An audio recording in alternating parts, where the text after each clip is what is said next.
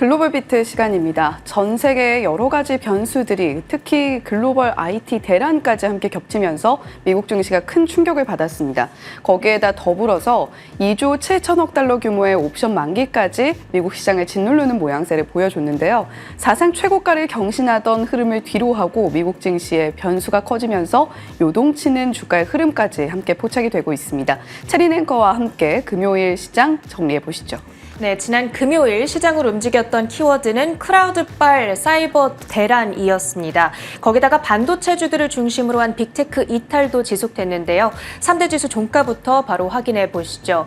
지수는 일제히 하락으로 거래를 마쳤습니다. 엔비디아 그리고 테슬라의 급락으로 나스닥과 S&P 500 지수가 각각 0.8%, 0.7%의 내림세를 그렸고요. 인텔이 5% 급락하면서 다우 지수 역시 하락을 피해가지는 못했습니다. 주간 단위 흐름도 확인해 보겠습니다. 지난주는 변동성이 다소 큰 한 주였는데요.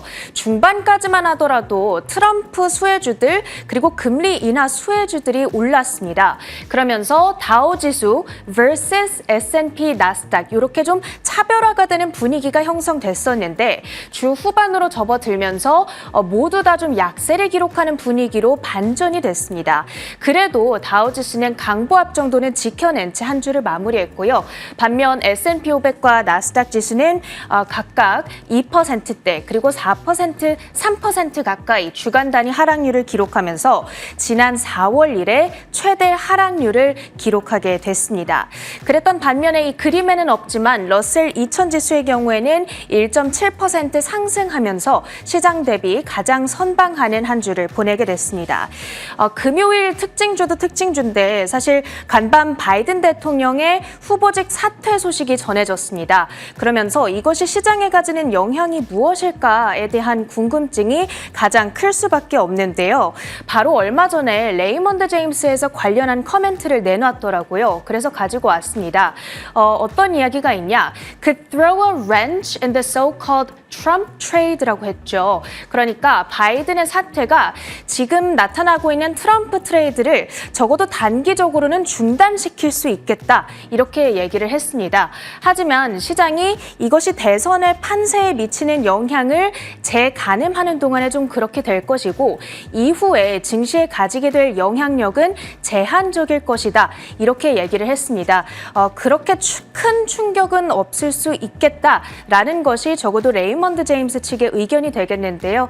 이번 주 좀 이런 내용 참고를 해보시면 좋을 것 같습니다. 히트맵을 열어서 금요일 시장 다시 한번 들여다볼 텐데요. 이날 시장에서 좀 가장 크게 움직임을 보였던 종목은 단연 이쪽에 위치한 크라우드 스트라이크 홀딩스를 꼽아야겠습니다.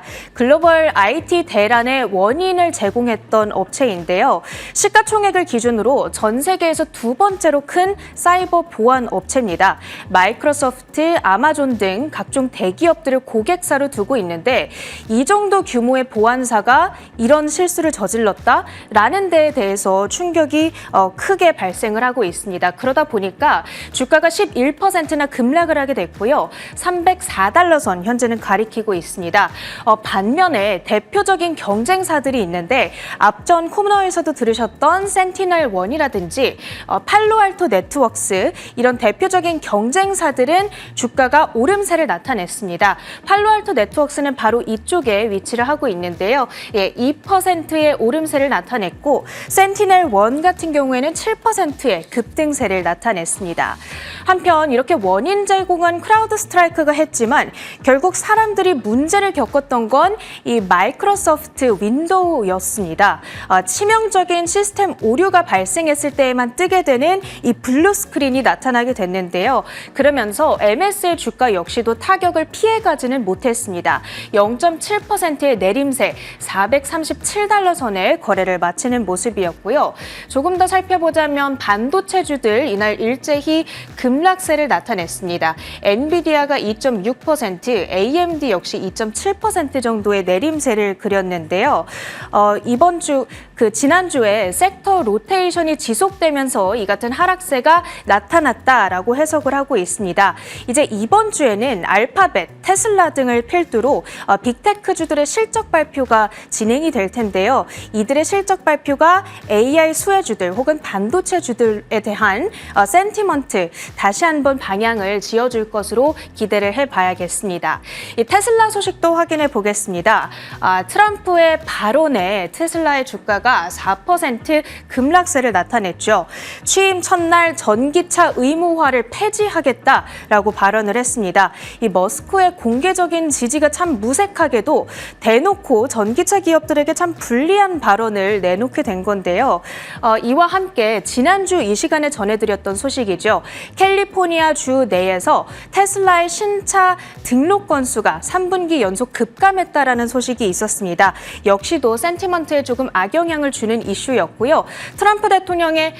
트럼프 후보의 발언이 전해지면서 테슬라뿐만 아니라 포드, GM의 주가 일제히 내리막길을 그려갔습니다. 이번 주 화요일이죠. 현지 시간 화요일 테슬라의 실적 발표가 예정되어 있는데요. 이 실적이 어떻게 나오느냐에 따라서 주가 향방 결정될 것으로 보입니다. 다음으로는 스타벅스도 좀 챙겨볼 텐데요. 이날 주가가 7% 모처럼 급등세를 나타냈습니다.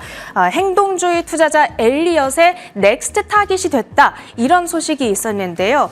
엘리엇은 본래 특정 기업의 지분을 확보한 다음에 경영 개선을 요청하고 그렇게 함으로써 주가를 끌어올리기로 유명한 기업입니다. 국내 현대차그룹 역시 이 엘리엇의 오랜 타깃이 되어왔던 바가 있는데요.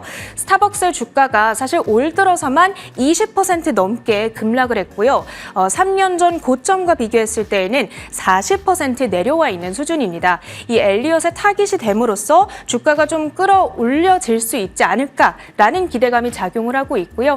그러면서 이날은 주가가 7% 급등, $80 선 거의 회복을 목전에 두고 있습니다. 금융섹터 소식도 간략하게 챙겨볼 텐데요. 일단은 가장 큰 신용카드 회사 가운데 하나죠. 아멕스가 매출 미스를 기록하면서 2.7% 하락을 했고요. 그 외에도 뱅크 오브 아메리카, 버크셔 해서웨이가 최근 수차례에 걸쳐서 지분을 정리한 것으로 나타났습니다. 우리 돈으로 하면 대략 2조 6천억 원어치의 지분을 정리했는데요. 뱅크 오브 아메리카의 주가 역시 이날 소폭의 내림세를 그려갔습니다. 자, 마지막으로 금 관련 소식까지 챙겨보도록 하겠습니다. 지금 글로벌 헤지 펀드들은 금 가격 강세에 베팅하고 있다라는 소식이 주말 사이 블룸버그의 보도로 전해지게 됐는데요. 금 순매수 규모가 4년 만에 최고 수준이라고 합니다. 그러다 보니까 금 가격이 지금 온스당 거의 $2,500 수준에 육박하고 있는데요. 금 가격 상승 요인은 크게 두 가지로 분석해 볼 수 있겠습니다. 첫 번째로 기준금리에 대한 인하에 대한 기대감인데요. 기준금리 인하 시에는 달러화 약세가 동반될 수밖에 없습니다. 달러화 가치와 반대로 움직이는 금 가격에는 상승 재료로 작용을 하게 되고요. 두 번째로는 트럼프의 재선 가능성인데 트럼프 후보가 현재 밀고 있는 고율 관세, 감세 정책 같은 것들이 미국의 재정 적자를 늘리고 인플레이션을 부추기는 트럼프플레이션을 낳을 것이다. 금은 인플레이션의 해지 수단으로 여겨지다 보니까 금에 대한 수요가 올라갈 거다라는 기대감이 현재 작용을 하고 있습니다. 과연 금 가격이 이 같은 상승세를 계속해서 이어가게 될지, 관련주들의 주가도 조금 움직임을 나타내게 될지 계속해서 지켜보시면 좋겠습니다. 그 밖에 특징주들 간단하게 확인을 해볼 텐데요. 반도체주들이 일제히 빠진 가운데 암홀딩스, 모건 스탠리의 투자 의견 상향에 따라서 상승세를 나타냈습니다. 주가는 3.2%의 급등세를 기록했고요. 사이번 대란 속에서 비트코인 가격이 $67,000 선을 넘어섰습니다. 방금 전에 방송 들어오기 직전에 한 $67,400 선에서 등락을 거듭하는 모습 확인이 됐는데요. 금요일에도 급등세를 나타내면서 마이크로 스트래티지, 코인베이스, 메러선 디지털 등의 관련주들이 일제히 강세를 나타냈다. 체크를 해보시면 좋겠고요. 세계 최대 수소 에너지 기업이죠. 플러그 파워, $2억 규모의 대규모 유상증자를 발표한 영향에 급락세를 면치 못했고요. 마지막으로 인튜이티브 서지컬, 지금 로봇 수술에 대한 도입이 가속화되고 있습니다. 그러면서 2분기 호실적을 발표했고요. 그 덕분에 주가는 9% 급등 마감했습니다. 이렇게 지난 금요일 시황들 정리해드렸고요. 계속해서 가장 중요한 외신 헤드라인들 살펴보시죠. 네, 바이든 대통령이 후보에서 전격 사퇴를 결정했습니다. 오늘 새벽에 나온 이슈인데요. 이 소식 먼저 빠르게 짚어보도록 하겠습니다. 해리스 현 부통령에 대한 지지 의사도 함께 밝혔는데 어떤 내용들 나왔는지 하나하나 함께 살펴보시죠. 조 바이든 미국 대통령이 11월 대선을 106일 앞두고 민주당 대선 후보직을 전격 사퇴했습니다. 미국 현직 대통령이 과반 대의원을 확보해 당의 공식적인 후보 선출 절차만을 남겨놓은 가운데 대선을 3개월여 앞두고 재선 도전을 포기한 것은 미국 역사상 처음입니다. 앞서 린든 존슨 전 대통령은 지난 1968년 11월 대선을 앞두고 출마를 선언했다가 당내 경선 초기인 같은 해 3월 출마를 포기한 바 있지만 바이든 대통령은 당내 경선에서 승리하고 대선 후보로 지명되는 공식 절차만 앞두고 있었다는 점에서 차이가 있습니다. 코로나19 확진으로 델라웨어주 사저에서 격리 중인 바이든 대통령은 이날 오후 자신의 X에 올린 성명에서 재선에 도전하는 것이 내 의도였으나 후보에서 물러나서 남은 임기 동안 대통령으로의 의무를 다하는 데만 집중하는 것이 당과 국가의 최선의 이익이라고 믿는다며 카멀라 해리스 현 부통령을 전격 지지한다고 밝혔습니다. 네, 바이든 대통령은 사실 사퇴 압박을 굉장히 TV 토론 이후에 강하게 받아오는 모습을 보여줬습니다. 그럼에도 불구하고 완주에 대한 의사를 강력하게 밝혔던 바이든 대통령이었는데 이렇게 카멀라 해리스를 전격 지지한다라는 X 글과 함께 후보에서 물러나게 되는 모습을 보여줬습니다. 텔레그래프에서 현재 민주당 내 인사들 중에서 트럼프 후보와 양자 대결을 펼쳤을 때 어느 정도의 지지를 받을 수 있을 것인가를 두고 여론조사를 진행을 했습니다. 오바마 전 대통령의 아내죠. 미셸 오바마에 대한 양자 대결 결과가 가장 좋게 나왔습니다. 그 다음으로 카멀라 해리스 현 부통령이 뒤를 이었는데 미셸 오바마에 대한 지지는 상당히 높은 것으로 알려져 있지만 여러 가지 정치 자금면이라던가 현실적인 부분에서 미셸 오바마가 출마를 하게 될 가능성은 굉장히 낮아 보인다라는 것이 현재 시장의 중론이고요. 카멀라 해리스 부통령의 경우에는 만약에 트럼프 후보를 누르고 민주당에서 당선이 된다라고 한다면 첫 여성 대통령이자 첫 여성 흑인 대통령이라는 두 가지 타이틀을 얻게 될 겁니다. 하지만 여전히 트럼프 후보의 기세에 조금 눌려있는 듯한 카멀라 해리스 부통령의 모습이고요. 대선까지 얼마 남지 않은 106일의 기간 동안 가열차게 또 선거 운동을 해야 되는 카멀라 해리스 부통령이기 때문에 이 양자 대결 안에서도 어떤 후보가 최종적으로 민주당의 후보로 나서게 될지 지속적으로 지켜볼 필요는 있겠습니다. 네, 다음 장 이어서 살펴보시면요. 트럼프 후보는 이 와중에 대선 후보 수락연설을 진행을 했는데 분위기가 상당히 좋았습니다. 손녀까지도 함께 등판을 해서 굉장히 훈훈한 분위기를 연출하는 그에 따라서 트럼프 후보의 여러 가지 강령하고 파워풀한 이미지에도 부드러운 이미지가 추가됐다라는 평가가 나오고 있고요. 앞서서 체리 앵커가 전해주었습니다만 과연 트럼프 후보가 만약에 대통령이 된다면 1호 행정명령으로 무엇에 서명을 할 것인가에도 관심이 쏠리고 있는데 전기차에 대해서 지속적으로 강력한 이야기를 내놓고 있는 트럼프 후보인 만큼 전기차 관련 이야기가 되지 않겠느냐라는 언급도 함께 나오고 있으니까 체크해 보시면 좋겠습니다. 다음 장 이어서 살펴보시면요. 현재 누가 미국의 대통령이 새롭게 되던지 간에 정부 부채를 해결해야 된다라는 과제를 안고 있습니다. 내년이 되면 미국의 GDP의 한 166%가량의 부채를 떠안게 될 텐데 이러한 문제들을 어떻게 해결할 것인가가 앞으로 과제가 되겠고 이렇게 늘어나는 정부 부채 속에서 미국의 국채가라던가 여러 가지 압박을 받을 수 있기 때문에 국채금리 수익률에도 영향을 미칠 수 있다는 부분 함께 체크해 보시면 좋겠습니다. 네, 두 번째 헤드라인 이어가 보겠습니다. 앞서서 크라우드 스트라이크 이야기 한참 또 다뤘는데 이 이야기를 또 빼놓고 이야기할 수는 없을 것 같습니다. 미국에 그리고 유럽과 일본 등 여러 가지 기타 국가들과 우리나라에는 어떤 영향을 미쳤는지까지 함께 들여다보겠습니다. 네, 미국 보안업체 크라우드 스트라이크의 업데이트 문제로 전 세계적인 IT 대란이 일어났습니다. 크라우드 스트라이크는 클라우드를 기반으로 소프트웨어를 활용한 엔드포인트 탐지 및 대응 서비스를 제공하는 회사로 마이크로소프트에 이어 세계 2위 EDR 회사로 자리매김한 회사입니다. 업데이트 과정에서 마이크로소프트 윈도우 OS와 충돌하며 이를 사용하는 기기 850만 대에 죽음의 블루 스크린이 나타났고 그 여파로 전 세계 사회, 경제 전반이 충격을 받았습니다. 전 세계를 강타한 IT 대란으로 마이크로소프트 윈도우 운영체제의 태생적 보안 취약성도 재부각되고 있습니다. 외신은 이번 IT 대란은 잘 알려지지 않은 소프트웨어 회사가 수백만 대의 윈도우 컴퓨터를 먹통으로 만들 수 있는 마이크로소프트 윈도우의 개방형 설계 문제를 뚜렷하게 드러내고 있다며 윈도우 OS의 커널에 접근해 OS와 매우 깊은 수준에서 상호작용하는 강력한 소프트웨어를 개발할 수 있었지만 이번처럼 일이 잘못될 경우 치명적인 결과를 초래할 수 있다는 지적이 나옵니다. 네, 이에 따라서 주가 반응도 좀 극렬하게 나뉘는 모습을 나타냈고요. 죽음의 블루스크린이라고 이야기를 하는 화면이 이렇게 나타나고 있습니다. 국내 항공사의 경우에도 3곳의 LCC가량이 타격을 받으면서 여러 가지 발권이라던가 현장 업무에 차질이 생기는 모습을 보여줬는데요. 이렇게 대규모 업데이트 오류로 전 세계에 글로벌 IT 대란이 일어날 수 있다는 위기감이 전 세계를 덮쳤던 사태이기도 했습니다. 다음 장 이어서 살펴보시면요. 실질적으로 어떤 타격들이 있었는지 들여다보겠습니다. 바로 즉각적으로 X글을 통해서 어떠한 문제들이 발생을 했고 이러이러한 부분들은 오해입니다라는 부분을 또 바로잡았던 크라우드 스트라이크의 CEO였는데요. 팔콘 센서를 업데이트하는 과정에서 오작동이 일어났고 전 세계 805만 대 PC의 블루스크린 현상이 나타났습니다. 특히 미국과 유럽, 일본 등지의 피해가 심각했는데요. 항공편 5천여 대 이상이 취소가 됐고 시카고 상품거래소, 런던 증권거래소의 일부 기능도 중단되는 현상을 저희가 목도할 수 있었습니다.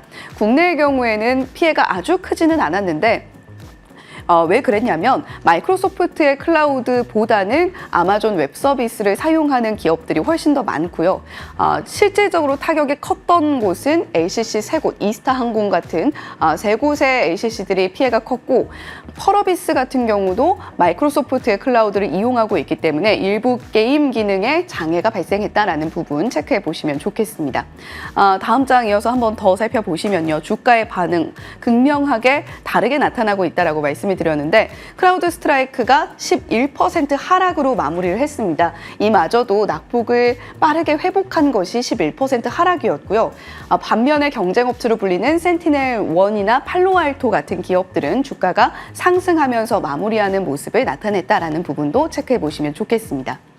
세 번째 헤드라인 이어가 보겠습니다. 이번 주에 여러 가지 이슈들이 산적해 있는데요. 금요일에 PC 물가지수 받아보고요. 그리고 파리올림픽도 개막을 하게 됩니다. 하지만 무엇보다도 빅테크 실적이 시작된다라는 부분이 포인트일 텐데요. 이번 주 주요 일정 함께 살펴보시죠.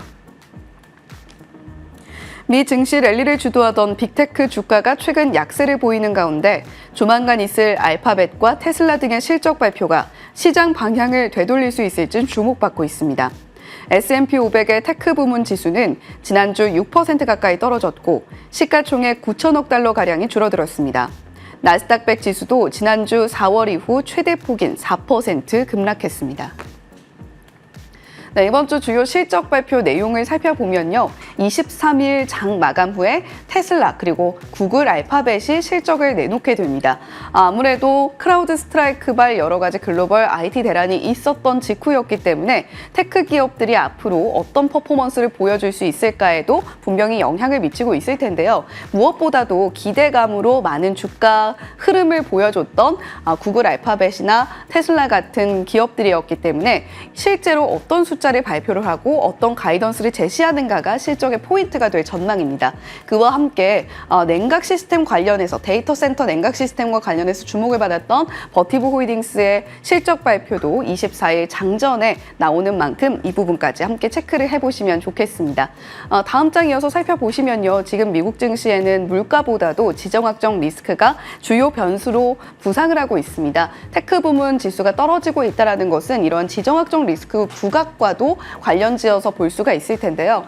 미중 갈등과 또 대만에 대한 트럼프의 방위비 언급과 같은 이슈들이 이렇게 지정학적 리스크에 대한 불안감으로 반영이 되고 있습니다. 다음 장 이어서 살펴보시면 7월에는 빅스 지수 급등하는 것 주의하십시오라고 이 시간에 전해드린 바가 있는데요. 다시 한번 그래프 보시죠. 7월 중순부터 급격하게 빅스 지수가 치솟는 흐름을 보통은 보여줬던 1년간의 빅스 지수의 흐름이었습니다. 지금 7월 중순으로 다가오면서 빅스 지수가 급등하는 모습 현재 나타나고 있기 때문에 이러한 흐름까지 함께 체크해 보시면 좋겠습니다. 자, 마지막으로 유가와 비트코인 금 가격 함께 들여다보시면요. 비트코인 가격이 67,000달러 선까지 올라와 있습니다. 미국 시간으로 목요일 트럼프 후보가 비트코인 관련한 가상자산 관련한 행사 참석 이슈도 있으니까 그와 관련해서 가상자산 가격 변동 있는지 주의 깊게 살펴보시면 좋겠습니다. 글로벌 비트 전해드렸습니다.